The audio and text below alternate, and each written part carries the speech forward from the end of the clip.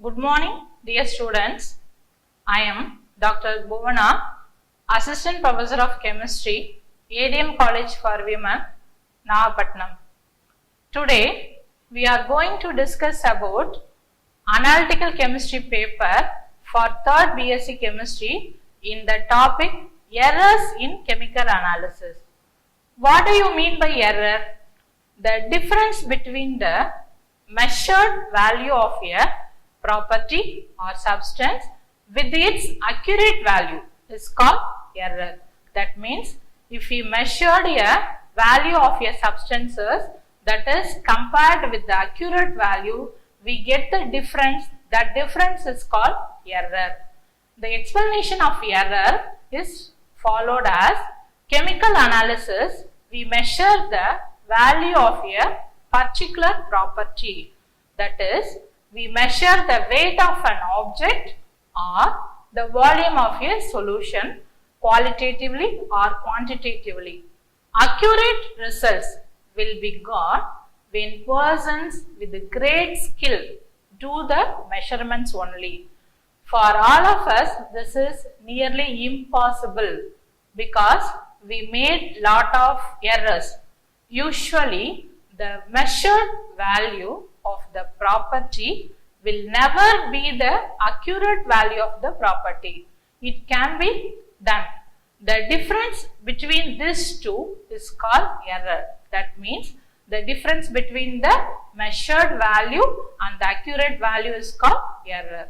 Such errors in measurement will affect the accuracy and the precision of the property is measured. So, the errors that is carried out by us will affect the properties of the substances such as their accuracy and precision can be changed. So, the analytical data obtained by the analysis becomes unreliable. Next, classification of errors. How do you classify errors? The errors that arise in a chemical analysis are classified into two types. So, what are they? They are determinate errors or systematic errors.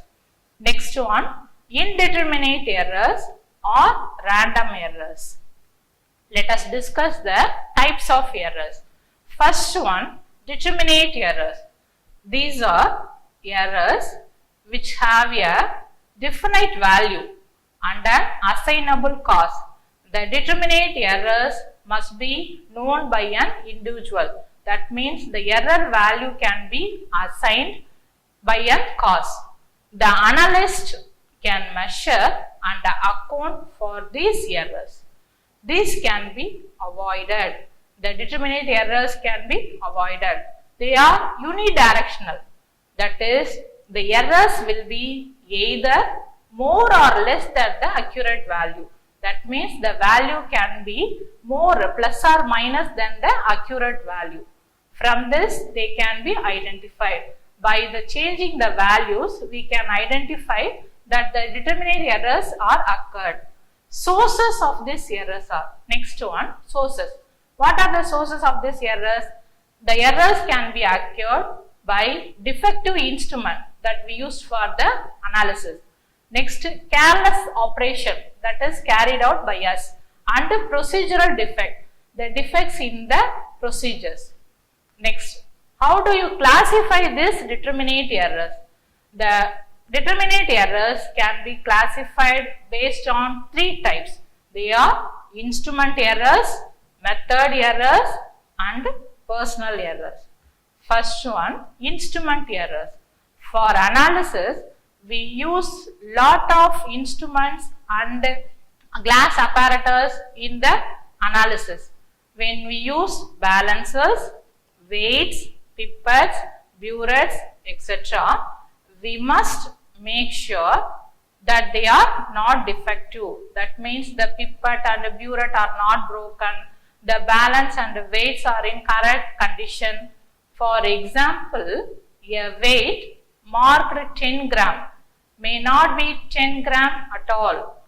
For example, when we take a 20 ml pipette, it cannot give 20 ml accurately. So as to avoid these errors, one must use best instruments. Periodic calibration of apparatus and weight is a must. That means when we use the experiments, when we carried out the experiment, we have to calibrate the apparatus and the instruments periodically by an analyst. These errors may be identified by changing the instrument. The error will also change. The errors may be avoided by changing the rectified instrument. Next one, method errors. These are introduced by defective experimental procedures. Okay, the error occurred by different procedures. For example, in gravimetric analysis, we carried out co-precipitation or post-precipitation.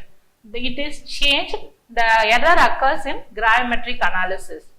Next, the method error can occur by using improper indicators. In volumetric analysis, we use phenolphthalein indicator, methyl orange indicator, etc. By changing the indicators for acid-base analysis or other than the analysis, improper indicators can affect the values. These are difficult to identify. So, these are the most serious of the three types of determinate errors. When comparable with the personal error and instrumental error, the method error is very serious. So, we have to careful about the method that is carried out for the practical or analysis. To avoid this, one must be thorough with the theoretical part of the experiment. When we carried out the experimental part, we are very careful and well knowledge about the theoretical part of the experiment. What are the analysis we carried out, what are the indicators we used, what procedure we followed, that we must be very careful, and then only we have to carry out the experiment. Next one, personal errors or operative errors. Personal errors is otherwise called as operative errors. These are introduced by personal defects or carelessness. That means this error are carried out by human defects. That means when we doing practicals, our eye and mind must be in the analysis only. When we are not in doing the practical, this type of error can be occurred.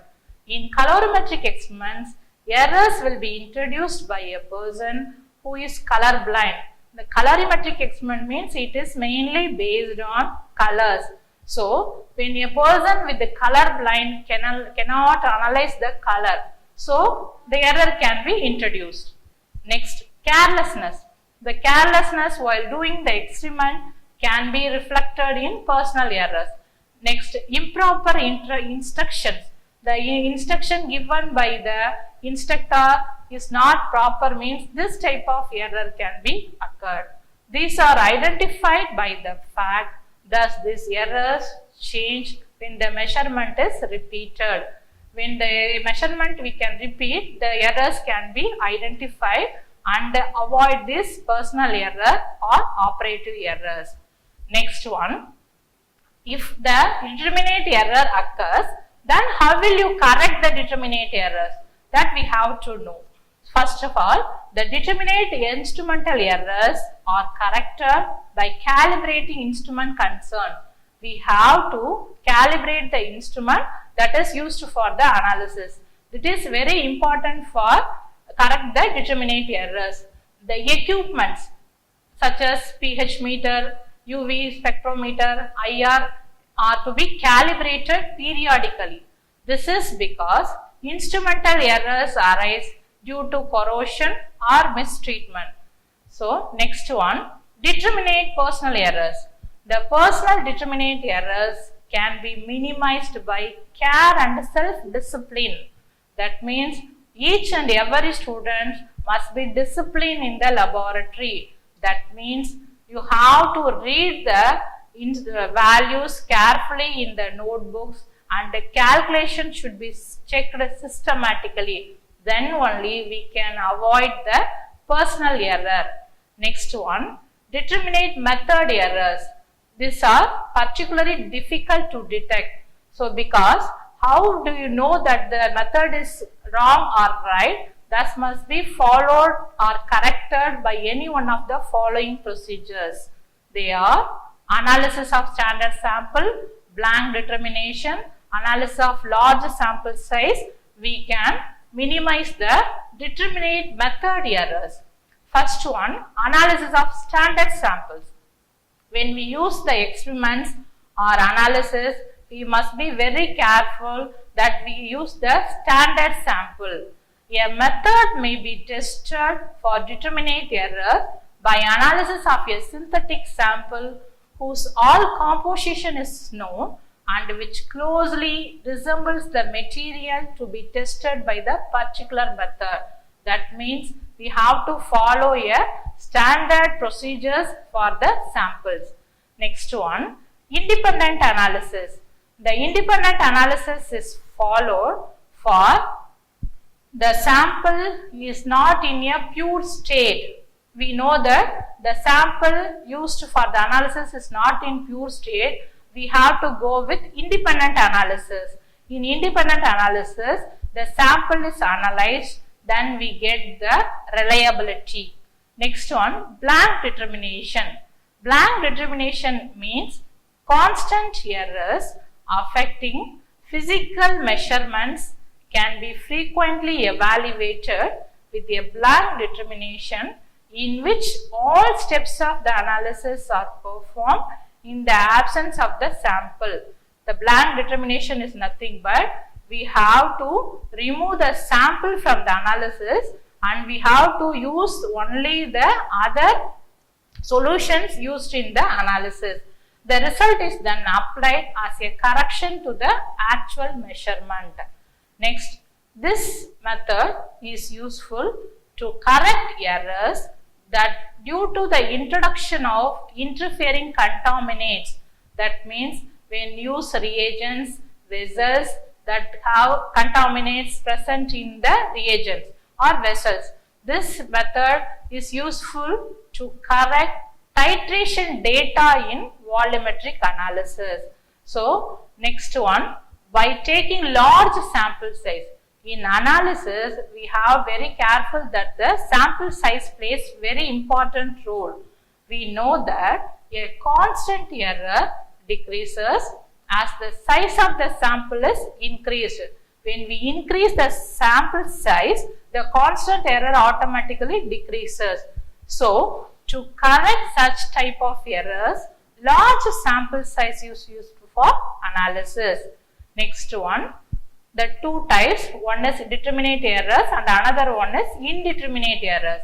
We discuss about determinate errors. Next, indeterminate errors or random errors. These are the errors arising from uncertainties. That means it may be happen or may not be happen in a measurement that are unknown and not controlled by the person doing an experiment. This is the error arising from uncertainties. What are the uncertainties occurs? Instrument uncertainties, method uncertainties and personal uncertainties are the sources of indeterminate errors or random errors. Identification of indeterminate error is difficult. As we told earlier, it is occurs of uncertainty. So, if it occurs uncertainties, and how will you identify the indeterminate error? That is so difficult. How do you identify? The scatter of data about the mean is the effect of an indeterminate error. We analyze the indeterminate error by the scatter of data. Okay, the scatter of data about the mean only we can determine the indeterminate error. Next, if the errors occurs in laboratories is possible, is also acceptable. How do you minimize these errors? From the above discussion, okay, it is clear that if we want to minimize error, we have to minimize determinate as well as indeterminate error. First, we have to know that error occurs as indeterminate type or indeterminate type. First, we have to clear, then only we can rectify that. To minimize determinate errors, we will have to use standard internationally accepted instruments. Okay, the determinate errors can be reduced by the usage of standard and internationally accepted instruments. The various measuring gates must be calibrated periodically. That means the burette, pipette, measuring jar must be calibrated periodically and got certified according to international standards. Next, this is very important. All reagents used for analysis must be properly maintained. Then only we can reduce all type of errors. Next, very important one, dependable procedures. The procedures is followed for the analysis must be adapted to avoid methodic errors. The methodic errors means the errors occurred by using the methods. This can be avoided by following correct procedures. Next, to avoid personal errors, one must be careful and honest in recording the observation. Note the word honest. That means that much we have to reliable for our analysis. We know that indeterminate errors are uncontrollable. So to minimize these errors, we repeat the experiment several times and adapt statistical techniques to get maximum precision. The intermediate determinate errors are uncontrollable. It cannot be predicted. So to minimize these errors, we have to repeat the experiment more times. Then only we get the precise value, not the accurate value. Next, some of the specific suggestions are to be given to you to minimize the errors in the laboratories. They are blank experiments. That means the experiments to be conducted along with the regular ones. While doing the regular ones, simultaneously we have to carry out the blank experiments. Next, utmost care is taken to avoid personal errors. The errors occurred by our carelessness must be avoided. Arithmetic mistakes should not be committed. That means the mistakes done by the numbers should be avoided. While taking readings, one must be very careful to note the correct reading. That means the pipette value, the burette value, lower meniscus, upper meniscus, that to be carefully noted by using the values. Without getting proper and complete instruction, the experiment should not be done. That means the instructor give the instruction, you have to follow the instruction carefully and afterwards you have to carry out the experiment. When all the errors are occurs and minimized, how do you analyze these errors? When indeterminate error or deviation from mean is plotted against frequency. That means in the graph, x-axis frequency, y-axis indeterminate error deviation from mean, we get a bell-shaped curve. Okay, that bell-shaped curve is called Gaussian or normal error curve. This curve has certain properties. By using these properties, we can analyze how the error occurs and how it can be rectified. What are the properties of normal curves? They are the frequency is maximum when the indeterminate error is nil. Okay, when the indeterminate error is not occur, then the frequency may be maximum. There is a symmetry about this maximum. Positive and negative errors occurs with equal frequency. Okay, so there is a symmetry about this maximum. Positive and negative errors, that means the plus or minus value occurs with equal frequency. As the magnitude of the error increases, the frequency decreases exponentially. When the error is increases, the frequency of the value decreases exponentially.